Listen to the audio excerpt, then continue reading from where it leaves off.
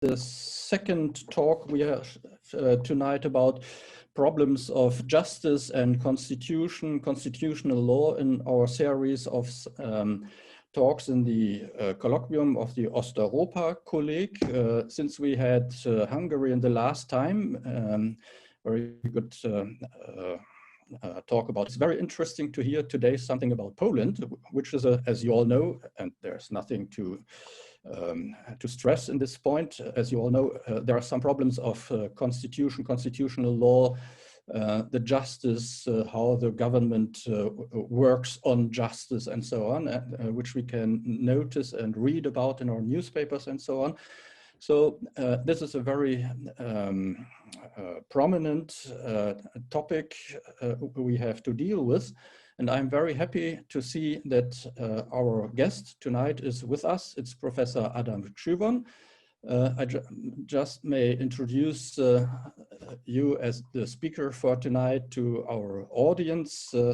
Professor Krzywon is an expert in law, or better to say, in constitutional law. He studied law at the University of Warsaw, and he wrote a dissertation about a problem which I, in my dissertation, liked very much too. It's about taxes. We all, unfortunately, have to pay, more or less happily. I guess less happily for the majority of us. But anyway, it's about the taxes in the Constitution of the Republic of Poland. And then his second monography is about protection, it's written in Polish, but I translate it into English, protection of labor and employee rights in the Constitution, in the Polish Constitution. Is right now professor at the University of Warsaw Institute for Constitutional Law, but today he speaks to us from Speyer, where he is, I may say it in German, Forschungsreferent. I don't know what it is in English. We have these very nice terms. Forschungsreferent at the Deutsches Forschungsinstitut für öffentliche Verwaltung. And as far as I heard before our talk tonight, Adam Krzywon is very happy to be in Speyer, and in parentheses said, not so happy not to be in Poland. I don't know if this is correct, but anyway, as far as I know a little about what you're very little about what you might be talking about tonight, because we met occasionally at another conference. I may say that there will be some critics about the Polish situation today, but I won't go so far right now to make some prejudices about your future talk. We are going to listen. Thank you very much, Professor Adam Krzywon, for sharing your time with us tonight.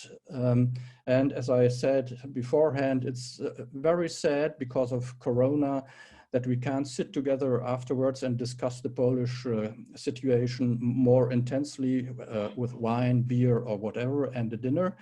So we have to limit ourselves to your talk and the discussion, of course, afterwards.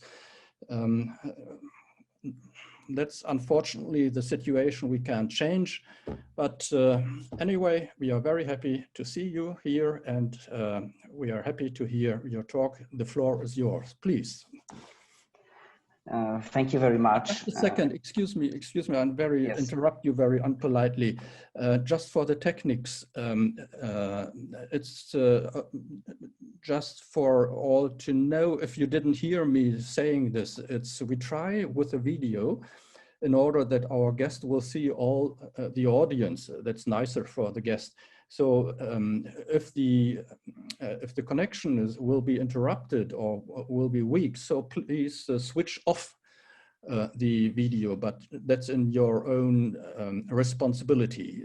So I'm sorry, Adam, no. No problem, no problem. Thank you very much for this kind introduction. I would like to share a screen with you, so I prepared a short presentation. Maybe it includes only the points I'm going to talk about. It's very general, but maybe I can share it that we can go through it together. First of all, I would like to thank for this kind invitation. It's really a great honor for me. Especially many thanks to Professor Stefan Plagenborg for being so open-minded and making this possible. And of course, Professor Agnieszka Zagańczyk-Neufeld for her help and support. I'd like to talk about this democratic backsliding and constitutional populism. So I would start with the terminology, because there is confusion around the current state of affairs in Poland, and it doesn't seem to be diminishing. This democratic backsliding has become a reality in a plain view of the entire European Union. In legal and constitutional scholarship, we use many descriptions, many descriptions to show how the system is being changed. We say constitutional populism, illiberal turn, democratic backsliding, decline of liberal constitutionalism. So there are many expressions for that, and maybe non-jurists can feel a little bit confused when they hear once again about Poland, about the rule of law, about assaults on the judiciary, and the reaction of the Court of Justice of the European Union.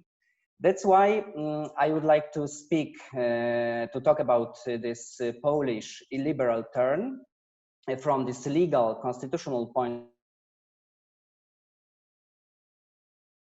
of view, but making it easy to understand non-lawyers.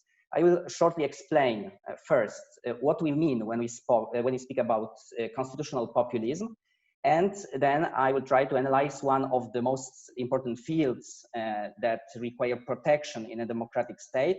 That is the independence of the judiciary. I will try to show how dangerous it can be that we allow to political attacks on the judiciary, on the independence of the judiciary, and I would like to show how dangerous it can be on constitutional principles and how chaotic and destructive for the judicial and legal system. I will try also to show the reaction of the European Union. This is also one of the important factors to see how the Union, which is based on some axiological principles, reacts towards this illiberal turn in Poland. The first question to answer is to define what democratic backsliding and constitutional populism is, because all the time we hear more about the consequences. For example, there has been a recent study of the Freedom House, which is indexing the democracy all over the world. And in this recent study, Poland dropped out of the countries that are considered as consolidated democracies, and they then became a semi-consolidated democracy. The Hungarian case is even worse. Left, according to this research, a group of democracies, and they became a transitional or even hybrid regime. So we should ask what is behind that, and what political actions provoked these drops in the rankings. So I will start with this general observation that we are really experiencing rejection of modern constitutional order, and there are many attempts to deliver very opportunistic interpretation of constitutions. Some politicians, they claim that some constitutional principles and norms, such as rule of law and its components, cannot revoke the popular will of the nation. Obviously, the popular will of the nation expressed by themselves. So the current situation has become a testing ground for many values, such as checks and balances, the separation of power, independence of the judiciary, and so on. because they are being questioned and confronted with this real will of the nation, obviously represented by those who are in power. The aim of these acts is very clear, weakening the power of independent, autonomous, constitutional institutions. So we are weakening the power of the independence of the independent, autonomous constitutional institutions that will distort this real will of the people. Populist politicians they consider some institution as obstacle to gain the political aims. These independent institutions such as courts, media, universities. So if we carefully study the available case studies, like the Polish case, Hungarian case, the case of Turkey, we'll see that the populist leaders, they use some kind of playbook which explains how to capture a democratic state. So first, they they run some kind of populist platform in which the majority is portrayed as being a victim, and the old order, there is some kind of ancien regime, as a privileged elite. Then they try to emphasize the threats to the national security and the purity of the homeland. The very good example of this attitude is migration and the migration policies we observe in Poland and in Hungary. Then the populist leader try and finds its way to undermine the opponents in state institutions such as judiciary through a different combination of mechanisms. So they use judicial appointments. Here we can refer to a category called court packing, which is the strategy that consists in increasing the number of the judges, and that allows the political majority to present their candidates and then to control the process of their appointment. We have also the instruments of early retirement, disciplinary regimes, and some other political pressure on judges. In this populist playbook, we also see that real populists should not forget about electoral institutions. So also we are observing changes in the electoral institutions to ensure that future competition is limited or limited more than now. And then there are attacks on civil society and other NGOs. They are also described as foreign-funded elites expressing this kind of globalist ideas that do not comply with our national values. We have this kind of examples in Hungary, where the new law about universities has been adopted, which clearly discriminates foreign universities. There is also in this populist playbook a chapter concerning the political capture of the public media. Public media in Poland, they are more like propaganda institutions with any objective coverage. The free media, private media are also under a strong political pressure. So in this panorama, one of the most in this populist panorama, one of the most affected constitutional values is the division, separation of powers. This is the approach that is governing the democratic states. And as far as this principle is concerned, the power is divided into branches: legislative, executive, and judiciary. Each are separate. They have independent competences, institutions, and responsibilities. So the intention behind that is that one power do not become supreme, or does not become superior to other two. And as I said, populist leaders, they undermine this system because they claim that they represent the nation and the real will of the nation. So having this popular support, the deputies who are representatives of the nation, they can implement this abstract idea of the will of the nation regardless to any substantive and procedural principles. For them, the political parliamentary majority is sufficient basis to implement what they call reforms. And it is obvious that they target at independent institutions that are counterbalanced to legislative and executive power that I described from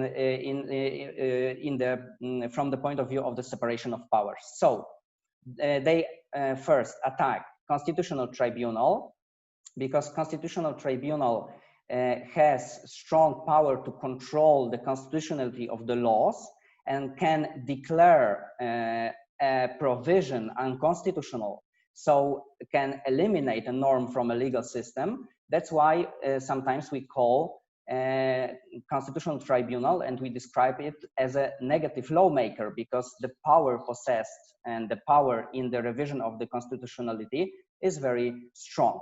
Then the ordinary courts as independent institutions and individual judges are also under threat, and other related institutions, for example, councils of the judiciary. Councils of the judiciary, institutions which are responsible for adopting, for appointing and promoting judges. As said, these groups are portrayed as elites, as groups that can block social and political reforms that are awaited by the people. There is also one more peculiar argument used in Poland. The judges are often portrayed as representatives of the Ancien Regime, namely they are being called, some of the judges, communist judges. So we are also touching here the problem of transitional justice. It's also a historical and not only judicial issue, but they are using this argument, which is when we confront it with the reality, it becomes false. In one of the speeches of our Prime Minister in the European Parliament, when he was defending the reforms of the judiciary over the accusation of the rule of law violation, he said that in Supreme Court there are communist judges who participated in the shameful judgments during the martial law in 1981, 1983. In fact, there was, when he was saying this in 2018, among 72 judges of the Supreme Court, only 3 judges were active in this period. This is because in 1990 we introduced, or we made some kind of verification, and about 80% of the judges with this communist heritage, they were not admitted to compose the new Supreme Court. So this is the argument of the communist past, but when we observe their philosophy and how they present it, I think they are more communist than ever the communists who are in the Polish People's Republic, because that is the constitution of the Polish People's Republic from 1952, and its Article 15 stated that the highest institution of the state authority is the same, the parliament of the Polish People's Republic, and the parliament is the highest spokesman of the will of the working people that realizes the sovereign rights of the nation. So it was a clear contradiction to the separation of powers, calling this institution the highest and the only representatives and the highest spokesman of the will of the nation. So the discourse is now the same. In contrast, when we see the discourse of the Polish politicians at the international level, we see that they use and obviously abuse the argument concerning national sovereignty and constitutional identity. There are such principles in constitutional law. All countries have constitutional identity. There is obviously some margin of appreciation for national authorities. It's being described and analyzed in the legal scholarship, but it does not create any possibility to question the basis, the axiological basis of the European Union. And this argument is being used by Polish government to defend the political assault on the judiciary, or, for example, to reject the European plan to relocate refugees. So our constitutional identity does not permit to have refugees and permits us to make political assaults on the judiciary. As I said, it is also very important to know why the politicians do that. So they want to take over the judiciary because they want to have a very useful tool.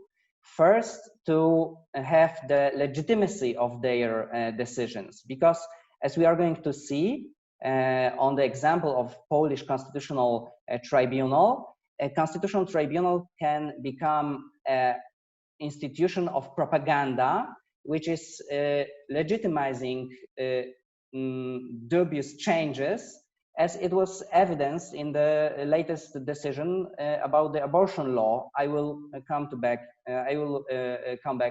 later to this issue. And the second reason to capture the judiciary is that controlling the judiciary, it would enable to avoid a collective or individual responsibility in the future.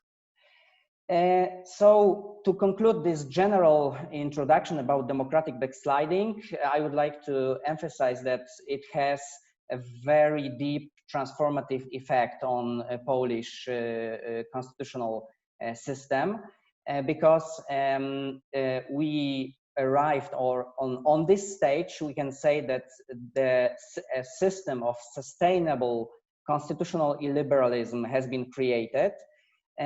Polish parliament and government has adopted so many institutional and substantive legal changes since 2015 that it would be extremely difficult to indicate the simple remedies to return to this liberal democracy we all know. Moreover, the changes we are analyzing in Poland, legal changes, were sometimes very fast.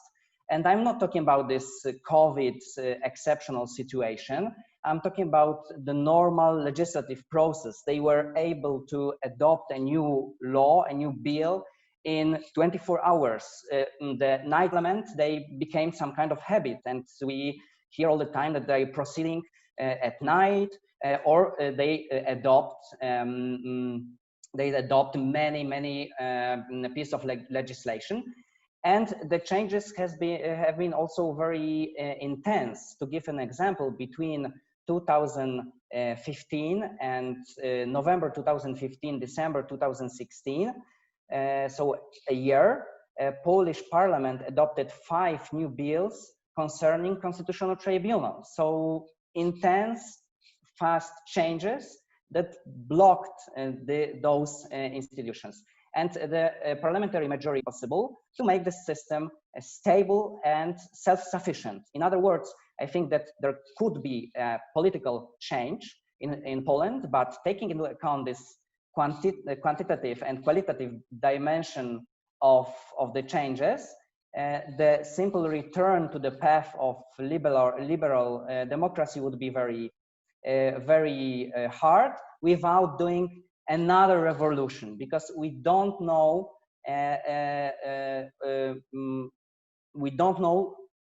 fixed solution for this kind of situation.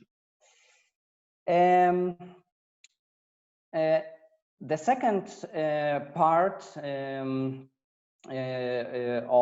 of my lecture, I would like to show the changes in the Constitutional Tribunal. As I said, Constitutional Tribunal, a very useful institution that can do that is responsible for the revision of the constitutionality. So very powerful. And there we observed like the first phase of the political assault. Since 2015, it was first some phase, we can call it neutralization of the tribunal. So it was under political pressure. There were many changes, and then the effect of these changes was the political capture of the tribunal. There were several stages and plenty of legal amendments. So and these amendments concerned different aspects of the functioning of the tribunal, like personal aspects, institutional aspects, procedural aspects. So I don't have time to describe all of them. But without entering into details, I would only indicate that in the tribunal, or what is called now Constitutional Tribunal, there are 3 persons who are so-called doubles of judges, dublezi. They were elected a few years ago to posts which were already occupied by real judges. So we have 3 persons in the tribunal, which from the constitutional point of view are not judges. And the second problem is that the president of the tribunal was appointed a few years ago in violation of the procedures. So the president and the judges. What is the consequence? The consequence is that Polish Constitutional Tribunal became a highly interventionist political actor who is willing to, obviously at the request of the parliamentary majority or the executive, who is able to legitimize the controversial legislative changes. Sometimes it does. It has nothing to do with the revision of constitutionality. To give some examples, in March 2019, the tribunal has approved dubious changes in the National Council of the Judiciary, which were criticized by all international organizations, and they were then questioned by the Court of Justice of the European Union. But the tribunal, at political demand, approved these changes. The last example of the abortion law, it also provoked a wave of protests in Poland. There has been many attempts to tighten the abortion law in Poland, and the last attempt was in 2017 when a bill was presented in the parliament, but it sparkled strong opposition in the society. So there was a withdrawal of the bill, but at the same time, the political majority presented application to the tribunal to declare the unconstitutionality of the abortion where there is a severe defect of the fetus. So the tribunal now in October agreed with this application, and this judgment changed the legal norms in this sphere, which shows us that when the parliament doesn't want to be responsible for some acts of amending very important legal and social norm, asks the tribunal. So now there is a great excuse that we are hearing from the government, saying that, well, this is not our decision. It was our independent constitutional tribunal. Moreover, there are some pending applications in the tribunal, and we are going to hear about them for sure in the future. For example, the Minister of Justice has presented also application to the tribunal to review the constitutionality of the Treaty on Functioning of the European Union, which includes one of the most important mechanisms that we know in the European Union law, which is the procedure of the preliminary question, the preliminary ruling. Each national court in the European Union can ask the Court of Justice of the European Union to give a ruling concerning the interpretation of the European Union law. Now, some Polish courts use this instrument to defend their independence. So what is going to do the tribunal, or what is doing the Minister of Justice? Trying to question this basic instrument and saying that this part of the European Union law is unconstitutional. The tribunal became this political actor, and it was also one of the main reasons why European institutions initiated the procedure of the Article 7 of the Treaty on European Union. It was in December 2017. Poland, as a first country in the history, the first preventive stage of this proceeding, which is in order to declare if there is a risk of a serious violation of European Union law, of European Union values, which are in the treaties. So this procedure hasn't been completed, and the Council hasn't taken the final decision on the existence of the clear risk of a serious violation of European principles. But I'm skeptical as far as this procedure is concerned. The Polish government has not been confronted with repercussions for the violation of the rule of law.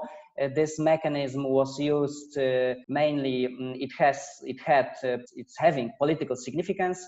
It allows the government to enter into dispute with the European Union and its institution, and it didn't lead to the adoption of new laws that would restore this constitutional balance in Poland.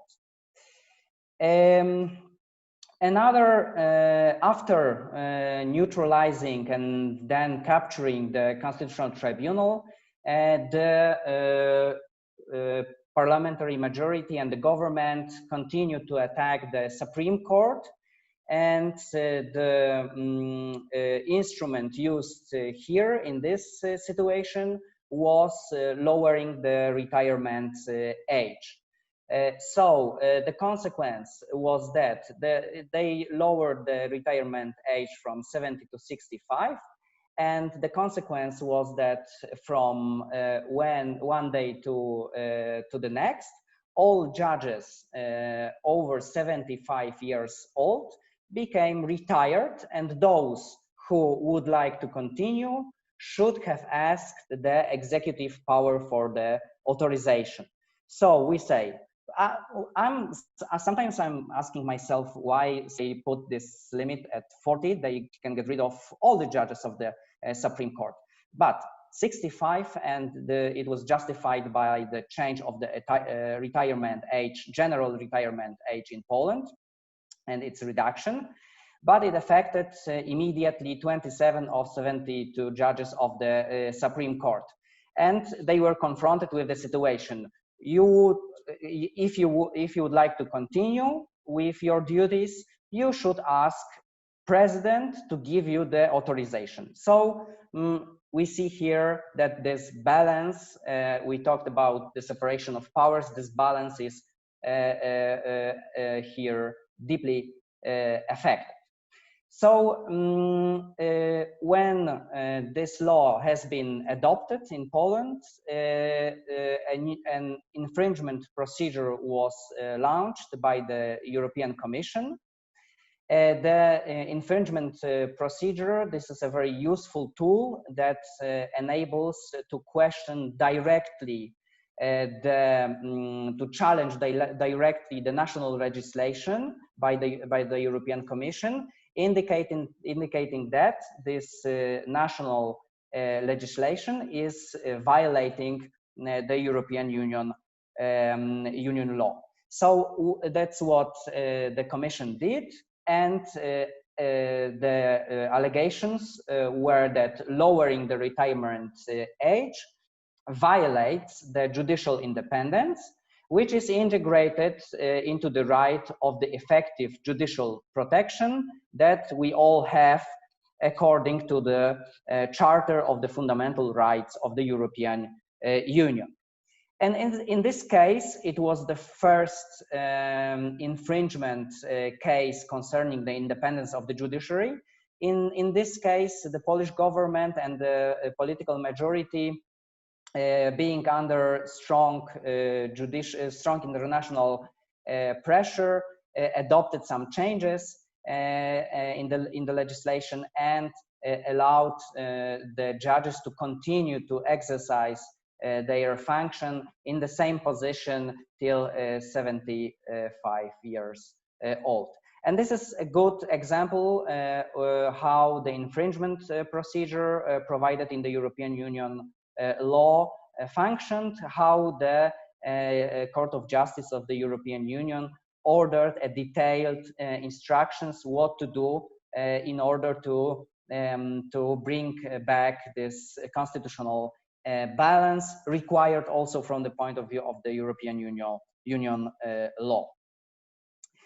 Then it was not still there were some institutions left, namely National Council of the Judiciary. National Council of the Judiciary is an institution which is responsible for judicial nomination, appointments, and judicial promotion. So in 2019, we have seen a deep political subordination of the Council. Two measures were adopted. First of all, the constitutional mandate of the members of the Council, of the current constitutional mandate, was shortened. So there were members and they were told that we are adopting some reforms, and that's why we are shortening their mandate, which is established in the Constitution.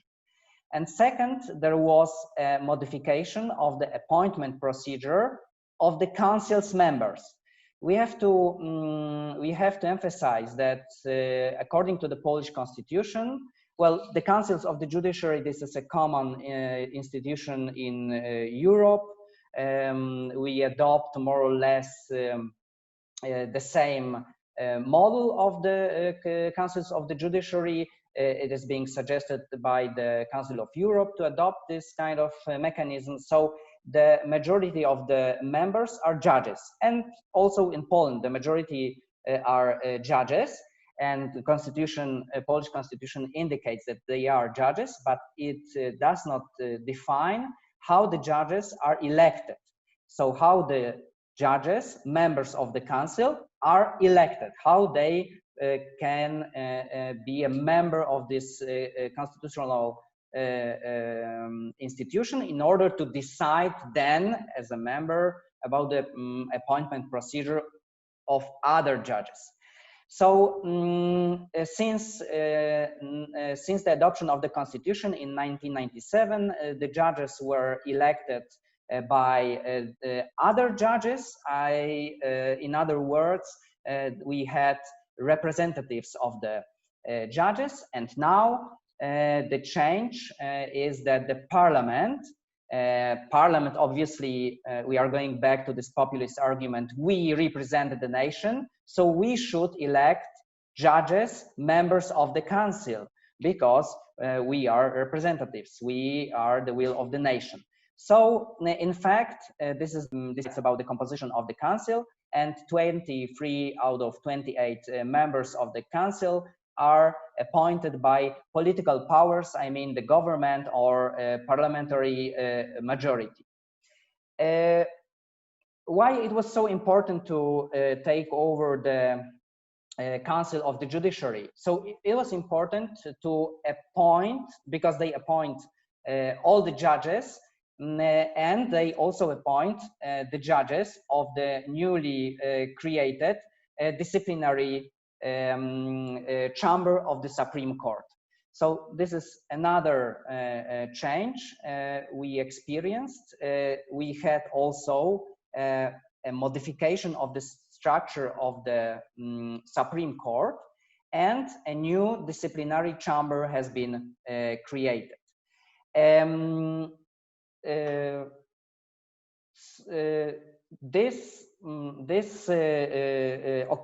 was an occasion when we create a new institution in the Supreme Court that this new Council of the Judiciary can choose and appoint all the new members of the Supreme Court, which is responsible for the disciplinary liability of Polish judges. We have also here, as far as the National Council of the Judiciary is concerned, one preliminary question of the Polish court, asking the Court of Justice of the European Union if the composition of the National Council of the Judiciary is respecting the European Union law. In this procedure I already mentioned, because this procedure, as I said, is being questioned by the politicians before the Constitutional Court. This procedure was also used to defend the independence of the National Council of the Judiciary. Unfortunately, it wasn't so successful as the infringement procedure that I mentioned, because here we have a very strange situation, because the European Justice, namely the Court of Justice of the European Union, gave some instruments to measure the independence of the National Council of the Judiciary, and said these are the national institutions, national courts, that have to decide if the National Council of the Judiciary is independent or not. We cannot give this direct answer to this issue. So as a consequence, the Polish Supreme Court, excluding these new judges already elected by this new Council of the Judiciary, tried to review this independence of the new National Council of the Judiciary, composed by the members elected by these political powers. And it declared in January this year that there are no guarantees concerning this National Council of the Judiciary. So when the National Council of the Judiciary is not being independent, also the judges nominated by the Council they are also not independent. So there is a direct link between the institution that appoints judges and the independence of the judges themselves. The consequence was that Polish Supreme Court in January this year said we cannot let these new judges appointed by this new National Council of the Judiciary to adjudicate, to be a part of the tribunals, because if they are not independent, there can be some doubts about the judicial decisions they make. So what the Polish Supreme Court did was the suspension of the National Council and of the new chamber of the Supreme Court. This wasn't unfortunately respected by the Polish institutions, because this new chamber and this new National Council of the Judiciary are using once again Constitutional Tribunal in order to say if the European institutions can decide over the national judicial structure. So once again, they are using this argument of constitutional identity in order to say that that European institutions do not have legitimacy to say how we should organize our system of justice. And the last issue is the disciplinary regime, because we are also observing individual attacks on judges. This is not only the matter of institutions. That is why in October 2019, the European Commission started another infringement procedure concerning disciplinary liability of the judges. The Commission alleged that the whole system of the disciplinary responsibility in Poland does not respect European standards. This infringement procedure was received by the Court of Justice of the European Union, and Court of Justice of the European Union issued an interim measure in which it suspended the disciplinary chamber of the Supreme Court. So now this is the Court of Justice who directly suspends the functioning of the disciplinary chamber. And this chamber simply does not respect this suspension and continue to take actions against individual judges. In the last weeks, we heard about two very preoccupying cases of suspension of these unsubordinated judges. They are often well-known judges who are not afraid to speak publicly about or criticize publicly the changes in the Polish judiciary. So they are simply continuing the procedure which was issued by the highest European judicial institution.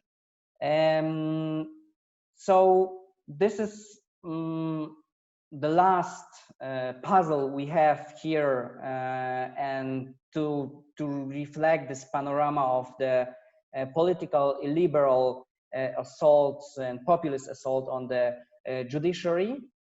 I hope that now it is more clear how the recent changes stabilize this illiberal dimension of the constitutional design and how they prevent this simple and quick return to the constitutional balance. We see that Constitutional Tribunal has been captured, and it is continuing to give decisions. And in these decisions, some persons who are not judges participate.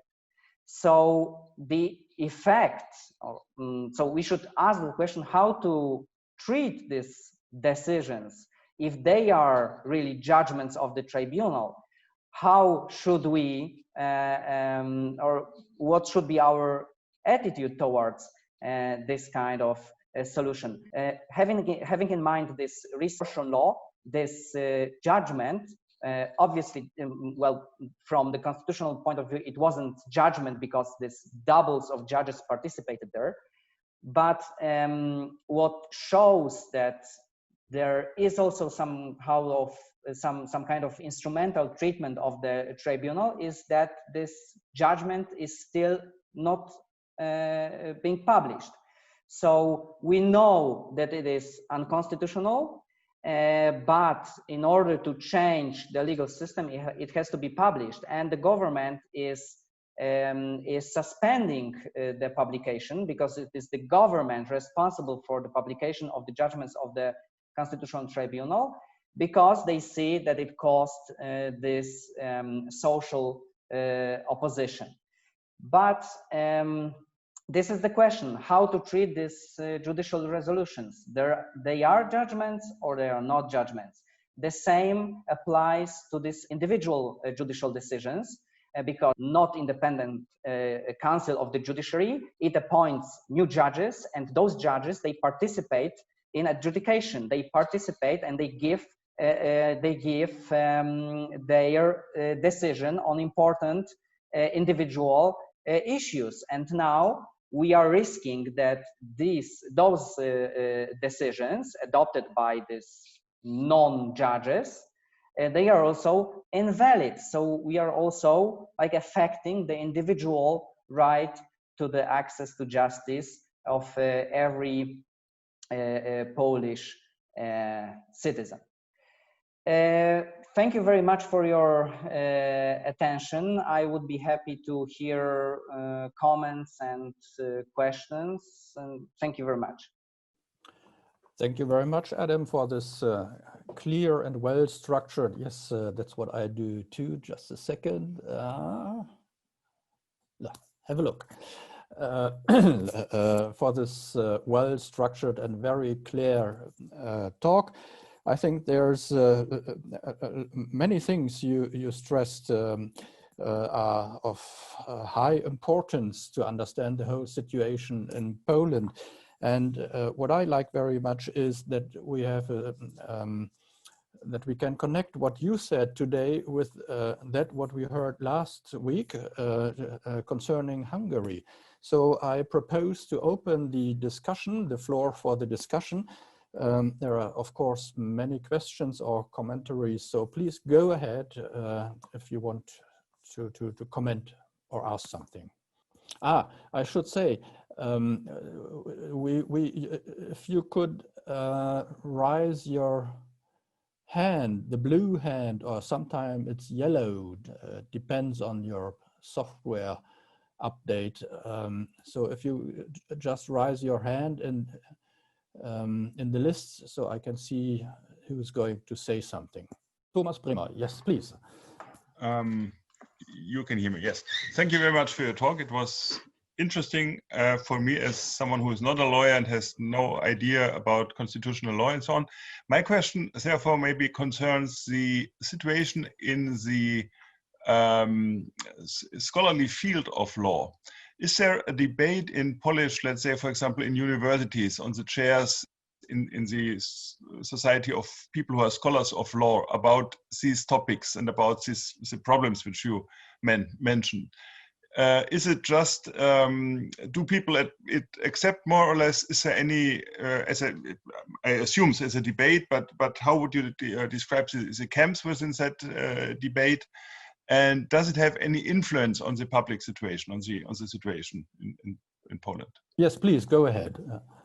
So I answer now one by one. Yes. Yes, if you want. So yes, please. yeah, there is a debate at the university about these issues, and unfortunately, some faculties and including my faculty of Faculty of Law of the University of Warsaw became very politicized. So the majority, who is obviously very critical towards these changes, this is a big majority, but there is also some kind of minority who is trying to using the same arguments, trying to defend those changes. Unfortunately, it also reflects another problem of the faculties of my faculty, law professors at the university. They also are members of those institutions I was talking about. So, for example, the president of the Supreme Court, she is an ex-president of the Supreme Court, but she is a professor of my faculty. We have some retired judges of the Supreme Court. There is a deputy prime, and on the other hand, there is a deputy minister of justice, a member of our faculty. So there are two groups. But arguments of the minority in this case these are more political arguments. Unfortunately, they also use all these propaganda techniques. But as far as constitutional scholarship and international constitutional scholarship is concerned, there is a big discussion about these issues, and the majority on almost everyone is against this political assault.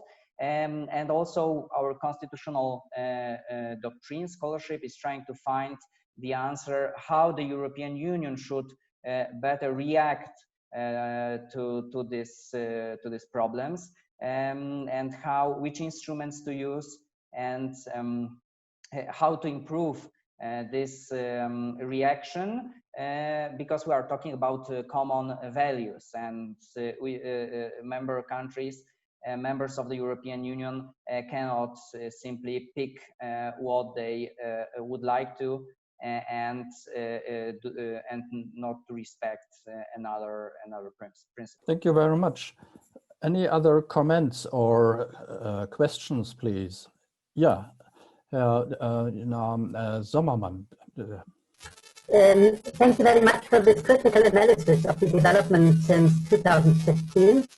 I have one question which is that's common to most systems. We have certain governments or regimes that try to sacrifice, to transform formerly democratic institutions.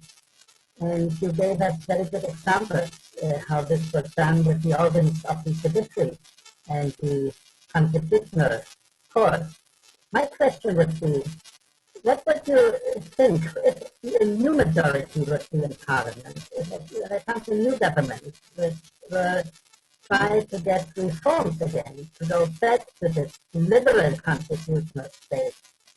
Do you think that all these organs would still hamper any form of reform? Let's talk about the judges, for example, or is just the politicization of the organs also could be an instrument for a new government? And what would be necessary to make really, let's say, a transition again to a liberal democracy? I hope you could understand me.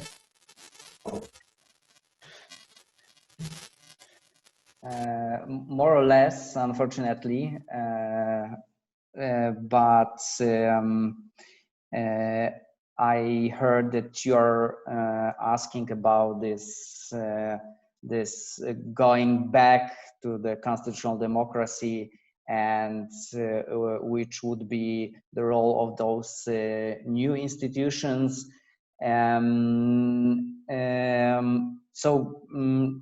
Generally speaking, my concern is that, as I said, so many rapid and deep changes make it very difficult to find a response. And because I wouldn't think that in this very short time they would be able to capture all the state apparatus, because when we analyze the remaining constitutional institutions, there are obviously a lot of independent Polish courts on many levels, but as a system, as a whole system, has been already captured in a very short time. So now going back means to know what are the methods of going back, and as I said, or which should be the legislative framework. And here, frankly speaking, I don't know how to construct this going back, to go back and re-establish this this constitutional balance without making the same violation of the constitutional principles. Because when we have now constitutional tribunal and we doubt about the status of the judges, there are no simple response how to fix that. So probably we have to fix that using the same mechanisms they used to capture that. I don't know, this is like also from the ethical point of view, very good, very bad solution. But this was my point. This revolution and the chaos it created requires another revolution to bring back this constitutional order. And I think these new institutions, they will try to defend their raison d'être, because well, they feel now powerful and can control these important processes. So I think the new constitutional tribunal and the new chamber of the Supreme Court and the new council of the judiciary would try to defend their position. I don't know if it's exactly the issue you raised, but I hope that it was the answer to your question. Yeah, thank you. May I intervene at this moment, because this is one of the main or most interesting aspects of your talk, because it's very unfamiliar to hear an expert of law talking about revolution. I mean, Lenin was an expert of law and he made a revolution, okay, but that's the exception, I would say. Normally, we know our friends from the law faculty that they are not very fond of revolutions. So it's more the question of political scientists or historians or whoever, sociologists or so. And what you said now, there are some, well, I would like to ask you how this rupture, this future rupture could be done, because where's the contradiction of the whole system? Because on the one hand, you say it's constitutional populism that changed the, well, how to say, it changed the good constitution and made it worse, and how to come back to the good constitutional situation without violating in the same way the laws as did the government in the last 3-4 years. So, and I don't know how to come out of this situation, because it seems to me something like a contradiction which you cannot solve. You're a person of law, then you act according to the norms, and then it's not allowed to make a revolution in that sense you said, or you're a revolutionary, and then you're not anymore an expert of law. So that's the situation. You have to decide what you're going to be in the next future, so to say, as an expert of law. Maybe the question, and that's my other question I would like to ask you, and connect your paper or your talk to the talk of last week on Hungary. Maybe this contradiction is grounded in the principle of constitutional populism against, let me say it a little bit provocative, against the interpretation of experts and elites. I use the word in a certain political sense, of course. What we heard last year about Hungary is the following argument. It is that the government was elected. They have the majority in the parliament. They are elected by the people to do these reforms. If the people does not react positively to these reforms, it has the chance to elect the government out of the parliament. So in a way, as the expert on law, don't misunderstand me, that's not my standpoint. It's just a question of how to handle with the law. So the standpoint from the perspective of law is this might be in some way legal. People do not want that this government is changed. So what they do is in the sense of the people. That's what you call constitutional populism, but it's negative. And there's one term missing, or at least as I didn't hear it, it's the German term Rechtsstaat. Because when you were talking about the European Union and the attempts of the European Union to get things fixed in Poland, then you have all these contradictions, all these fightings between Poland and the European Union. What we heard last week is that there is no general understanding of Rechtsstaat in Europe. So the European Union has a big problem to intervene, for instance, now today in Poland, with the argument of stabilizing or re-establishing the Rechtsstaat, because the Polish Rechtsstaat is something else than the German or the French or the Hungarian one. So that's, how would you answer as an expert of law to this, to these questions? Sorry, I talked too long. It was a very interesting comment. You touched so many issues and problems. Well, obviously, I would like to come back to this idea of revolution. So I already mentioned this issue. This is the transitional justice.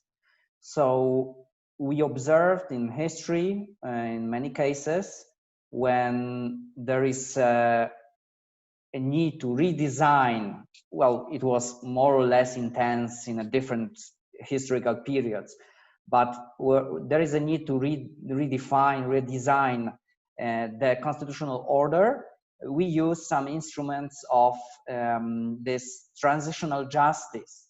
So we try somehow to fix this transitional situations, and we apply this kind of extraordinary measures.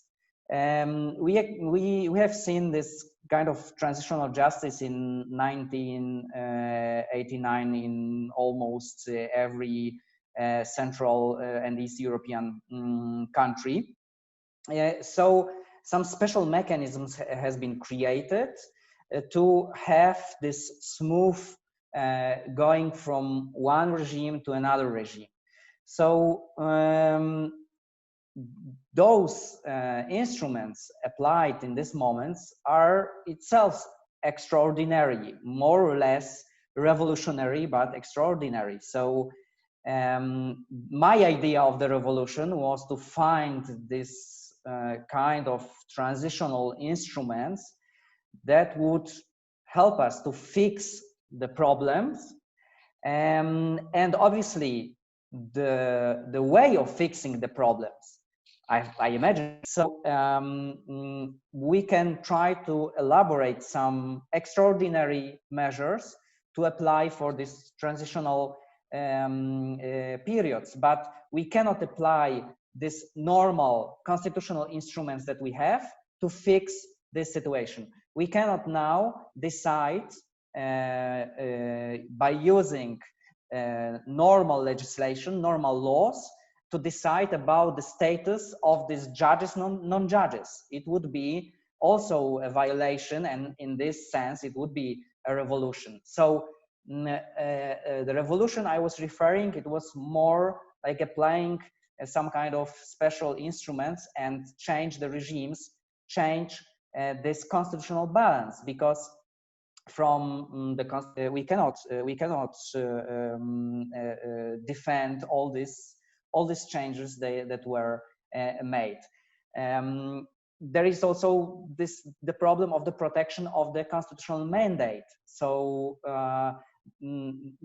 what the Polish government did was the modification of the constitutional mandate in this simple, normal, ordinary legislation that cannot be done. This is a revolution. So we have to find this kind of transitional instruments and to have this transformation to respect some principles.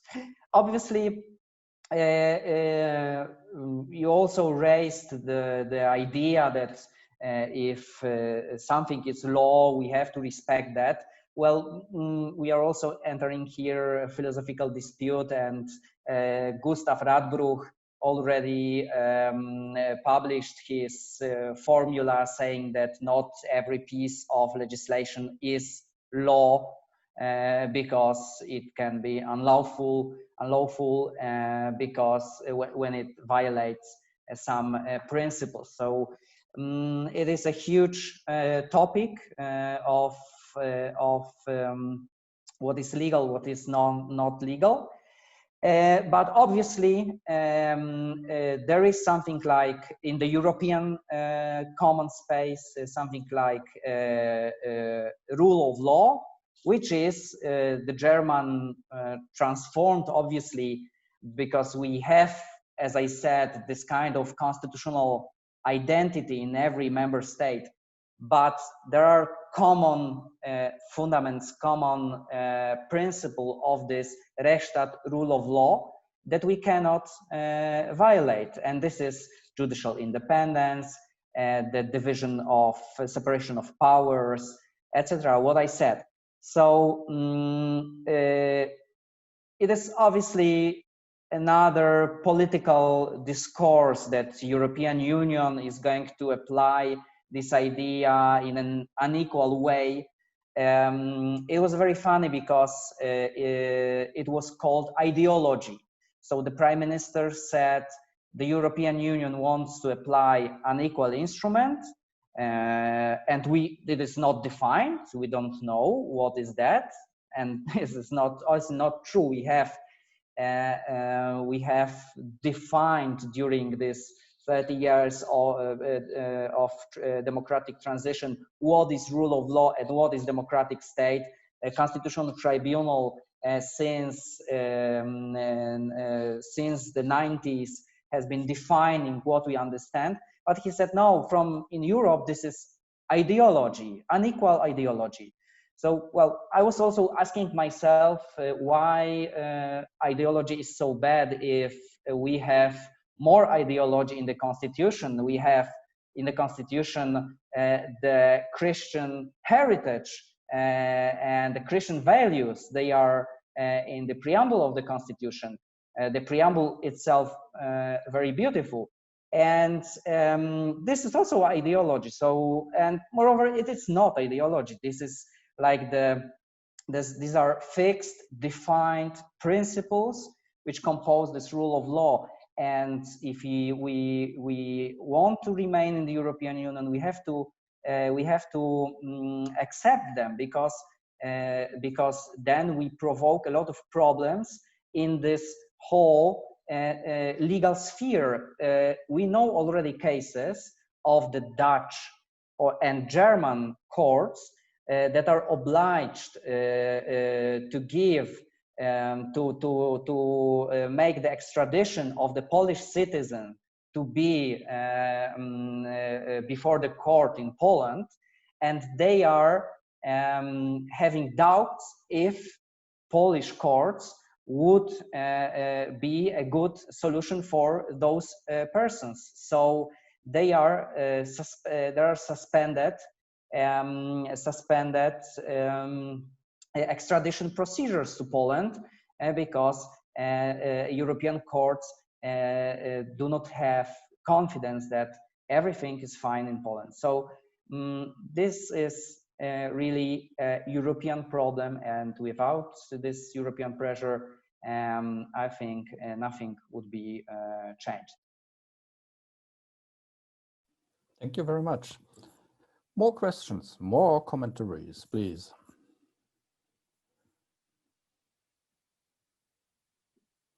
Yeah, Herr Sommermann. I tried now with another microphone. Is it better? Yes, very good, very good. Okay. Yeah, no, it's better. So first of all, I completely agree with Professor Dwonje that the question of rule of law is not a mere political question. I think the discussion has to be quite clear. We have a special institution that is to concretize this principle of the rule of law, or we translate it by Rechtsstaat, although we know that they come from two different cultures, legal cultures. But look about these principles. The main point in it is the prohibition of arbitrary action. And then we have a number of further principles which are really concretizing this. So it's not right to say there are different concepts in Europe, and so it remains in the political sphere. So we have here hard principles which have been applied by the Court of Justice in several cases, and therefore can be really a criterion to judge upon also even a constitutional order. Then the point of revolution. What is a revolution? Normally we define a revolution as replacing one legitimation basis by another legitimation basis. Normally in League 2 create a new constitution. This would be a really new legitimate basis then for all state power. And this replacement didn't take place in Poland. So you are living with this, as far as I know, with the same constitution as before. And now the question is, how could this happen under the same constitution? Because normally in Europe, we have normative constitution. That means these are not just political documents, but this implies normally that these constitutions are binding upon all state power.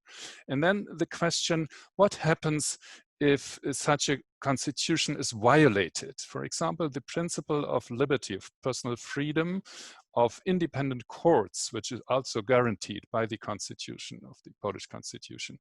You explained us that it was also a matter of not applying these principles by the constitutional court. Normally you have constitutional courts that are watching the situation and are controlling if these principles are complied with. This did not happen in Poland. So we have still, I think, there a constitution, which could be the basis also in the future for a liberal democracy. The question now is how to lead back the legal order to these constitutional principles. One way would be by changing laws in a very positivist sense, but the other one is, and that was my question before, what do you make with institutions that do not live in this constitution but remain a hampering factor in the re-liberalization of the state? Just a small comment.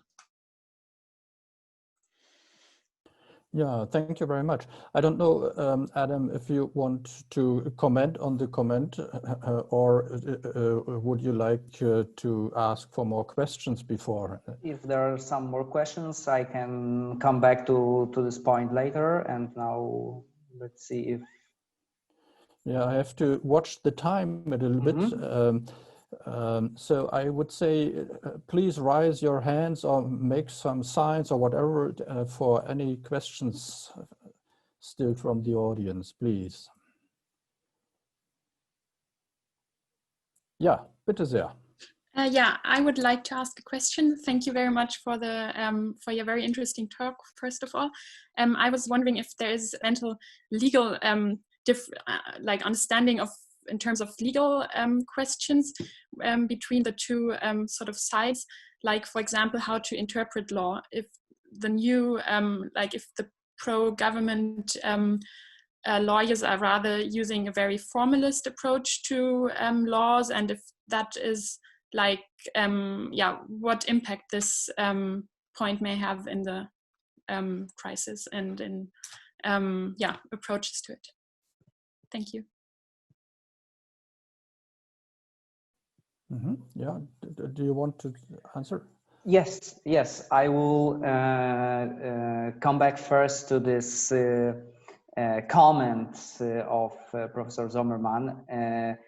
I think that one of the important factors here why they started with the Constitutional Tribunal is to have this key element to implement those illiberal ideas, because as I showed, so this order, this chronology was very planned, that first we start with the tribunal, so we eliminate this crucial control of constitutionality, so then this equilibrium is being affected, and then we can adopt another laws concerning another institutions, and those laws are not going to be controlled by the independent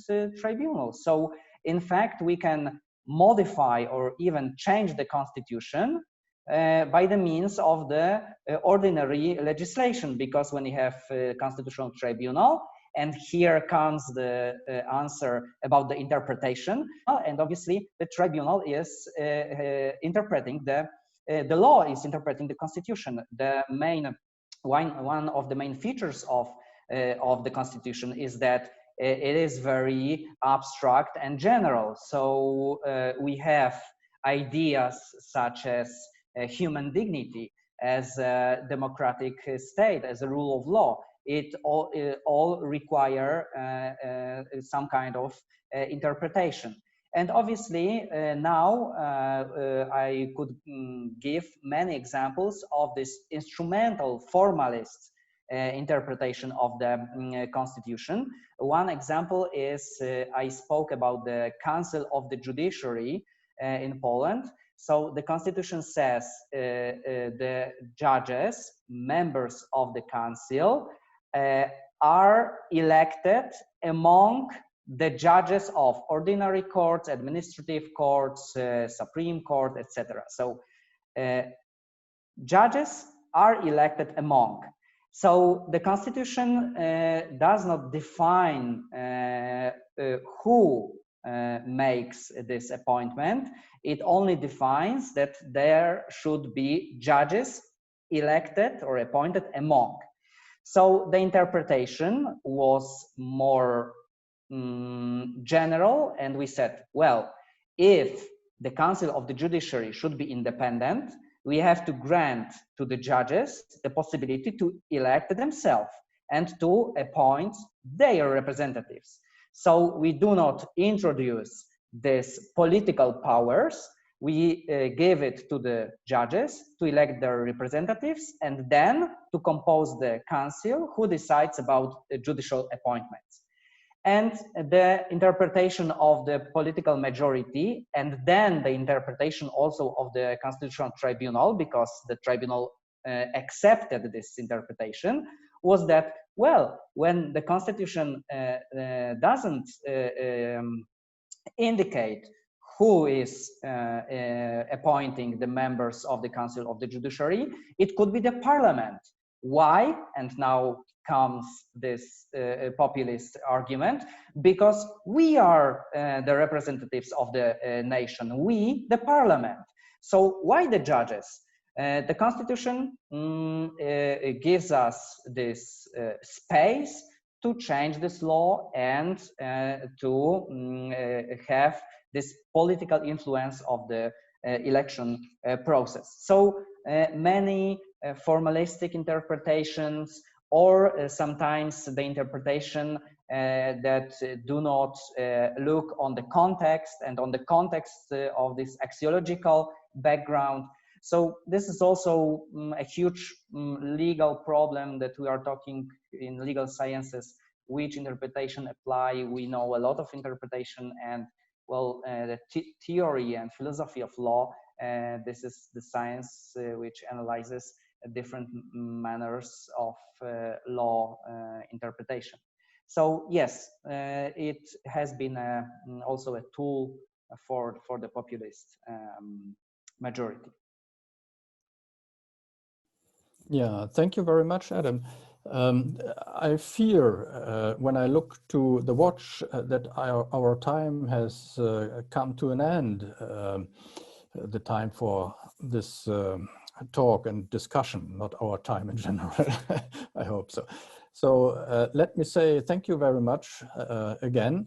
It was a very, very interesting talk and a very interesting discussion. So I wonder, I have to say that from my side, I wonder if our guests today and our guests from last week would discuss among each other as experts of law concerning the the rule of law principles in the European Union. It seems to me that there is a certain contradiction which could be discussed by the experts. I have no answer to this question, but it's an open field. We could discuss about that for a longer time. We can't tonight anymore. So thank you very much. As I said before, it's socially, it's a disaster that we can't go to some place and go on talking. So I hope we see us live in presence, physical presence one day. For this time, we have to say goodbye. Thank you very much. And all the best to you. Keep healthy. Bye-bye. Thanks. Thank you. Bye.